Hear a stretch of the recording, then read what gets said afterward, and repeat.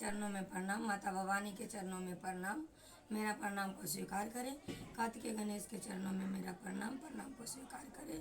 इस धरती पे जितने भी देवी देवता हैं सभी को मैं प्रणाम करती हूँ, मेरा प्रणाम स्वीकार करें। 3 सूत्र देने वाले साहिब भैया नीलम दीदी के चरणों में प्रणाम करती हूँ, मेरा प्रणाम स्वीकार करें। जितने भी गुरुवान गुरु भैया हैं सभी के चरणों में प्रणाम करती, मेरा प्रणाम स्वीकार करें।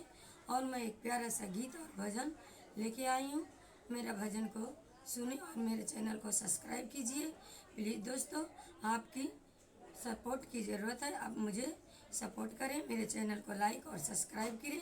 और जैसा मेरा भजन कथा गीत लगे वैसा कमेंट में हर हर महादेव आप लिखिए, अपना विचार डालिए और मेरे भजन और गीत का आनंद लीजिए। किसान का है जो एक बहुत ही शिव भक्त था, वो बहुत ही महादेव का पूजा अर्चना करता था। बिना महादेव का नाम लिए वो कोई भी कार्य नहीं करता था। मदनपुर नाम का एक गांव था, वहाँ एक किसान भाई रहा करते थे जिनका छोटा सा परिवार था। उनके परिवार में एक लड़का और एक लड़की पति पत्नी रहा करते थे। वो महादेव का नित्य प्रतिदिन पूजन करते थे। हर दिन महादेव को पूजा करके नमन वंदना करके ही कोई कार्य आरंभ करते थे। एक दिन की बात है, महादेव से वो नमन करने को बैठा और बोलते, हे महादेव, मैं आपका नित्य दिन ध्यान करता हूँ, पूजा पाठ करता हूँ, लेकिन मेरी गरीबी तो जाने का नाम ही नहीं लेता है। मेरी किस्मत में क्या लिखा है भोलेनाथ कि मैं कितना भी कोशिश करता हूँ मैं असफल ही रहता हूँ। दुख ही दुख मिल रहा है, कुछ तो दया करो महादेव, कुछ तो दया करो। इस प्रकार वो पूजा कर करके शहर के लिए रवाना हो गया मजदूरी करने के लिए। बस वो शहर से लौट ही रहा था कि उसे रास्ते में एक बैल ने टक्कर मार दिया। बैल दूर से ही उसे देख करके दौड़ा चला आ रहा था। उसी वक्त उसे एक व्यक्ति ने आवाज दिया, बोला, भाई भागो भागो। उसने जब तक मुड़ के देखा तब तक बैल उसे टक्कर मार दिया था और वो जमीन पे गिर गया।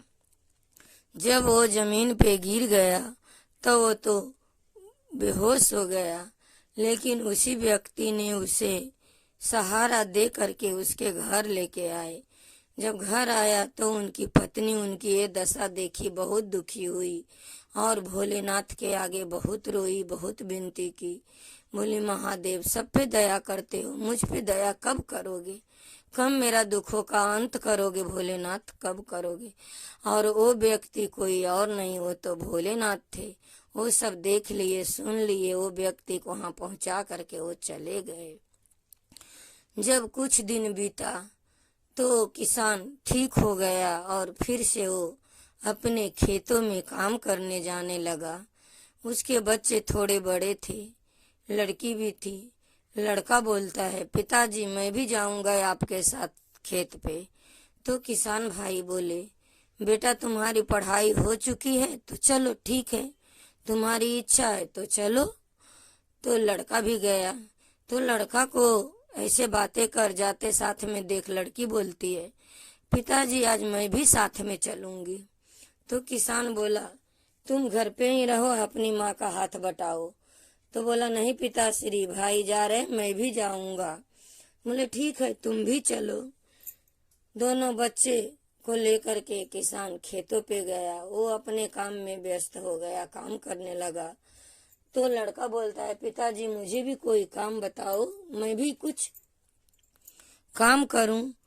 तो लड़का बोला, ठीक है, तुम घास निकाल दो, सूखी सूखी घास पड़ी है खेतों में, वो घास निकाल दो।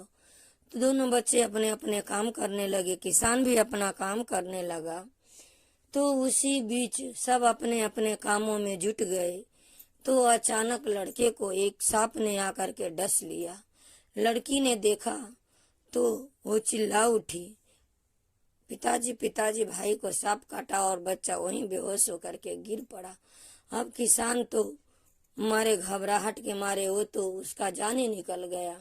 वो उसी वक्त रोने लगा बच्चे को लेकर के और महादेव को याद करने लगा, हे भोलेनाथ आपने क्या किया मुझ निर्धन पर, अब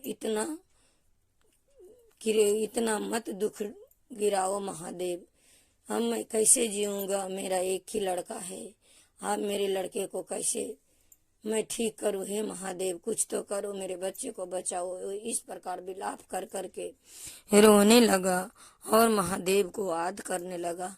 महादेव उसकी पुकार सुन लिए और वो एक साधु का रूप रख करके उसी रास्ते से आने लगे। तो किसान को खेत में रोते हुए देख करके बोले, बेटा तुम्हें क्या हुआ है, क्यों रो रहे हो बच्चे को लेकर के। वो किसान भाई ने दौड़े हुए गए साधु महात्मा के पास और बोलते हैं, हे साधु बाबा मेरे लड़के को सांप ने काट लिया, अब मैं क्या करूं, मैं कहाँ लेके जाऊं, मैं बहुत गरीब हूँ, मेरे पास पैसा भी नहीं है, मेरा बच्चा बोल नहीं रहा है। तो वो साधु बाबा ने अपने झोली से कुछ दवाई निकाल के जड़ी बूटी दी और बोले जाओ लेकर के उसको थोड़ा झाड़ फूक कर दिए और बोले जाओ लेकर के इसे पीस पीस के 8 दिन पिलाना, तुम्हारा लड़का ठीक हो जाएगा। वो किसान अपने लड़के को घर पे लेके आए, लड़का होश में आया और उसको 8 दिन घर पे वही जड़ी बूटी की औषधि पिलाने लगे। लड़का धीरे धीरे स्वस्थ हो गया, ठीक हो गया।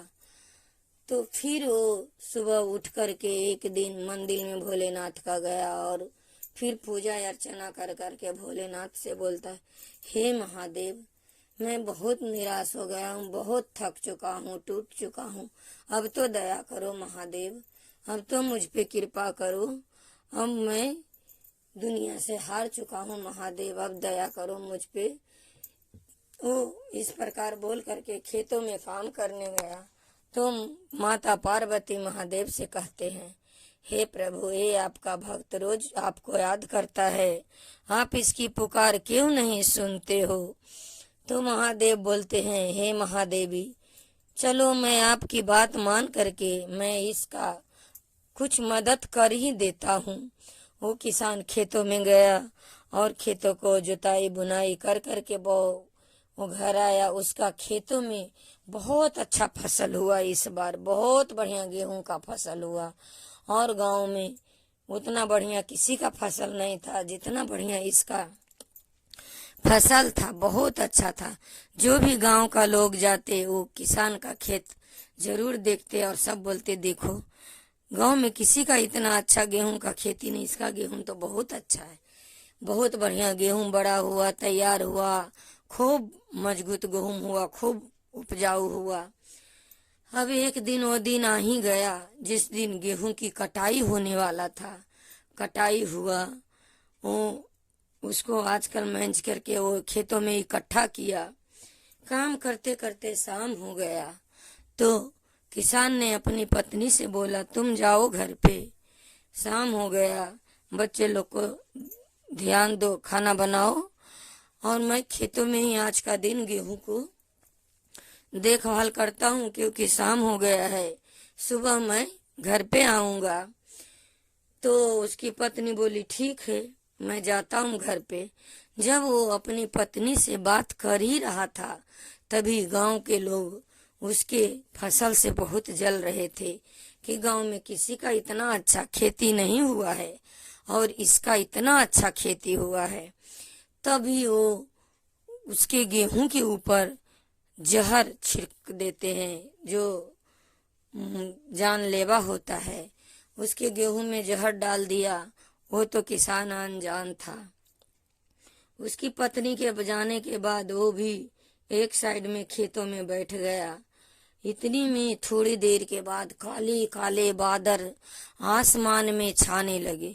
अब तो किसान का हाथ पांव थर्राने लगा, अब मैं क्या करूं, अब लगता है मेरा गेहूं खराब हो जाएगा। वो भोलेनाथ को याद करने लगा, हे महादेव आप क्या करो, अब तो मैं लूट जाऊंगा, बर्बाद हो जाऊंगा। हे महादेव आपको मेरी सुख देखी नहीं गई, ये आप क्या कर रहे हो महादेव। बस वो इस तरह करने लगा कि इतनी में बहुत ही मूसलाधार बारिश चालू हो गया। अब वो किसान क्या करता। अब बारिश जब चालू हो गया, उसके गेहूं पूरे खेतों में फैल गया, बिखर गया, मट्टी में मिल गया। अब वो किसान बजर बजर के फूट फूट के रोने लगा और भोलेनाथ को कोसने लगा। हे महादेव, आपके अंदर तो थोड़ी भी दया नहीं है। आप तो निर्दय हो, कठोर हो। सच में आप पत्थल हो। आप मंदिरों में पत्थल के रूप में रहते हो। आप पत्थल ही बन गए हो। आपके अंदर थोड़ा भी दिल नहीं है, दया नहीं है। इतनी कठोर हो महादेव। वो महादेव को कोसने लगा और रोने लगा। तब महादेव को इस किसान की दशा देखी नहीं गई और वो किसान के सामने प्रकट हो गए और बोले, क्या हुआ बच्चा, क्यों रो रहे हो। तो महादेव को देख करके वो किसान रोता ही जा रहा था। खाली महादेव को देख रहा था। उसकी मुंह से एक भी आवाज नहीं निकल रही थी। वो बोलते हैं, महादेव, तुम अपने गेहूं को देख करके उदास हो। तुम्हारा फसल मिट्टी में मिल गया, बारिश में बह गया, इसके लिए तुम दुखी हो। मुझे कोस रहे हो। मैं पत्थर हूँ, मुझे अंदर दया भाव नहीं है। तो सुनो, जिस दिन तुम बाजार गए, शहर गए, उस दिन तुम्हें बैल ने टक्कर मारा तो उस दिन तुम मर जाते। लेकिन मैं था वो इंसान के रूप में जो तुम्हें सहारा दिया और उठा करके घर लाया, वो मैं था। मैं अपने भक्तों को हमेशा अकेला नहीं छोड़ता हूँ, हमेशा उसके साथ रहता हूँ, कभी उसके साथ बुरा होने नहीं देता हूँ। वो मैं था जो तुम्हें घरों तक सहारा दे करके लाया। और जब तुम्हारे बच्चे को सांप ने काटा, वो सांप इतना जहरीला था कि उसके जहर से कोई नहीं बचता। तो मैं था वो साधु जो तुम्हारे बच्चे को जड़ी बूटी दिया और स्वस्थ किया। वो मैं था। मैं तुम्हारा साथ कभी नहीं छोड़ा। मैं अपने भक्तों को कभी निराश नहीं करता। लेकिन तुम्हारा कुछ कर्मों का फल है जो तुम्हें इस प्रकार मिल रहा है। मैं बहुत प्रयास करता हूँ, लेकिन तुम्हारा दुख थोड़ा ही समय के लिए और बचा है, वो टल जाएगा। तुम भी एक दिन सुखी संपन्न का जीवन बिताओगे। और आज पूरे गांव में किसी का फसल इतना अच्छा नहीं है। सभी गांव वाले तुमसे जलते हैं तुम्हारे फसल देख करके। जब तुम अपनी पत्नी से बात कर रहे थे, उन्हें घर भेज रहे थे, तभी गांव वाले ने मिलके तुम्हारे गेहूं के ऊपर जहर छींट दिया। उसे तुम सुबह बोरी में भर के घर ले जाते और उसका आटा बना के, रोटी बना के जब तुम खाते तो तुम्हारे परिवार का अंत हो जाता। इसीलिए मैंने बारिश करवाया और तुम्हारा फसल को नष्ट करवाया, क्योंकि मैं अपने भक्तों को दुख नहीं देना चाहता हूँ। तुम मुझे गलत बोलते हो, तुम मुझे पत्थर दिल बोलते, मेरे अंदर दया नहीं है, भाव नहीं। यह सुन के किसान महादेव के चरणों में गिर पड़ा और बोला, महादेव, आप तो सर्वज्ञानी हो, जीवदानी हो, दयादानी हो, महादानी हो। आप तो सब देवताओं में बड़े हो, महादेव हो। लेकिन मैं तो एक अज्ञान हूँ, मूर्ख हूँ। मुझे क्या पता प्रभु, आप मुझ पे दया करो प्रभु। अब मुझ में दुख सहने का क्षमता नहीं है प्रभु, मुझ में दया करो। महादेव के चरणों में गिर गिर के वो फूट फूट के रोने लगा वो किसान। महादेव उन्हें आशीर्वाद दिए और बोले, तुम जिस प्रकार ईमानदारी से काम कर रहे थे, तुम उसी प्रकार करते रहो। तुम्हारे ऊपर मेरा आशीर्वाद सदैव बना रहेगा। तुम निराश मत हो। मेरे भक्त एक दिन जरूर ही सुख का पात्र बनते हैं। मैं अपने भक्तों को अकेला नहीं छोड़ता हूँ, हमेशा मैं उसके साथ रहता हूँ।